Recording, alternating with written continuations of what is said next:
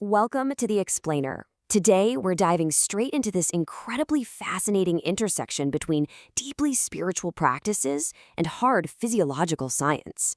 We are going to explore the mechanics of spiritual portals, and then we'll unpack the exact clinical data of what happens to the human body during the intense breathwork used to actually reach them. Okay, let's dive into this. Have you ever stopped to wonder what is actually happening to our bodies and our minds when we try to access a higher energetic plane? I mean, we hear so much about portals and gateways, but what are the actual mechanics behind the magic?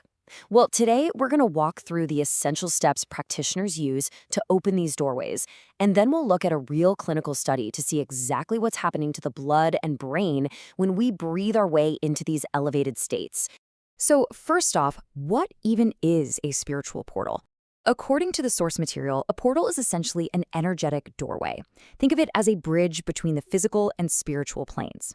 Now, these can be completely natural, like places with immense natural power. We're talking ancient stone circles, powerful waterfalls, or even specific tree trunks in an old forest that just seem to hum with this unseen energy.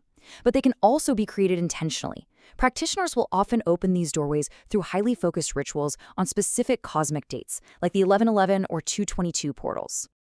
Now, if you're going to intentionally open one of these doorways, there are some absolutely essential steps to do it safely.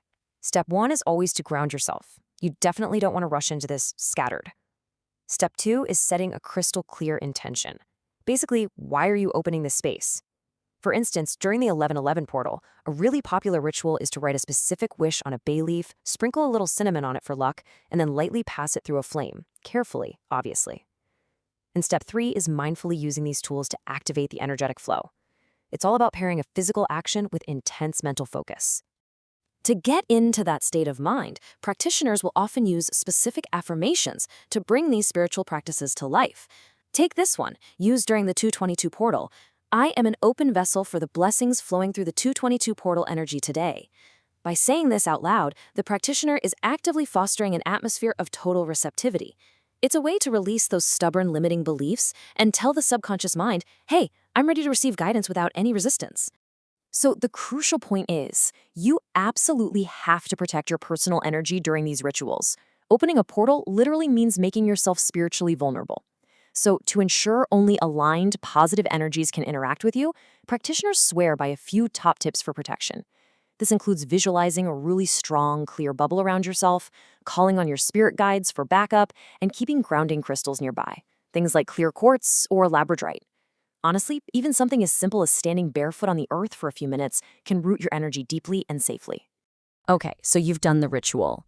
But just as important as opening the portal, maybe even more important, is how you close it safely. Think about it. You wouldn't open the front door of your house to enjoy a nice breeze and then just leave it wide open when you go to bed, right? It's the exact same concept here. To avoid leaving a gateway open for lingering or chaotic energy, you have to shut it. The essential steps are simple but super vital.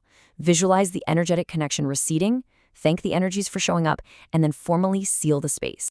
Which brings us right to the closing affirmation. Reading this aloud, I trust the doorway opening before me. I move with clarity, calm confidence, and grounded expansion, shows exactly how practitioners solidify that whole experience. It's basically a way of wrapping up the ritual, integrating whatever spiritual insights they just received, and safely transitioning that really high elevated energy back into their normal everyday reality. It leaves you feeling stable rather than completely scattered. All right, let's pivot sharply from the spiritual realm over to the clinical data, the physical anchor.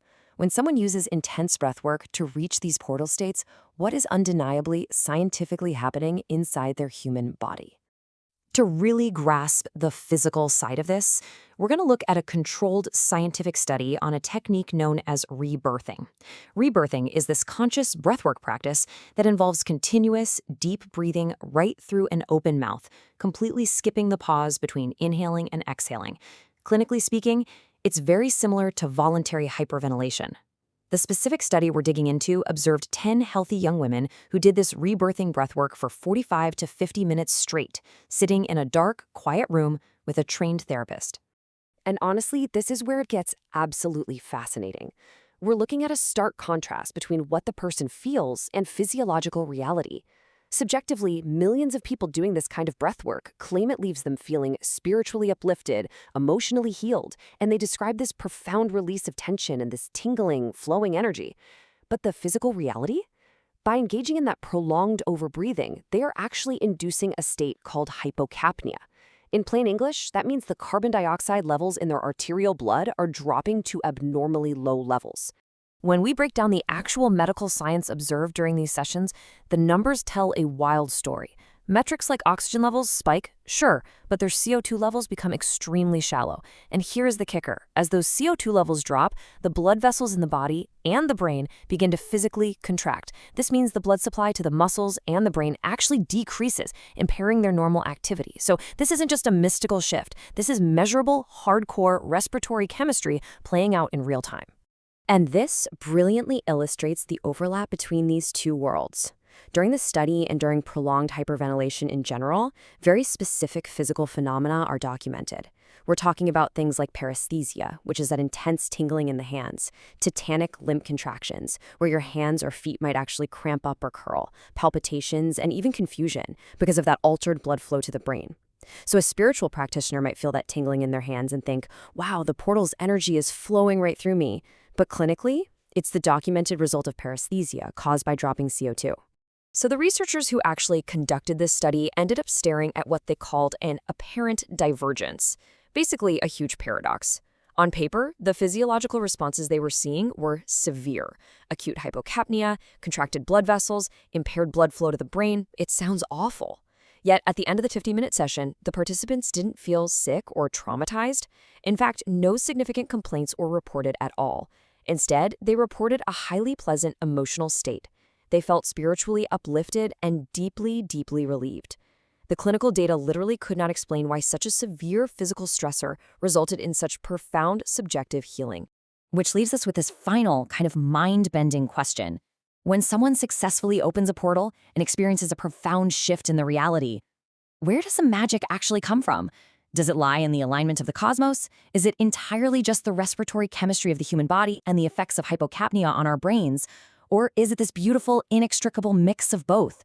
Does the physiological stress of the breathwork actually act as the literal key that unlocks the spiritual door? It's a question that totally validates both the clinical data and the profoundly real emotional journeys of the practitioners. Think about that the next time you take a really deep breath.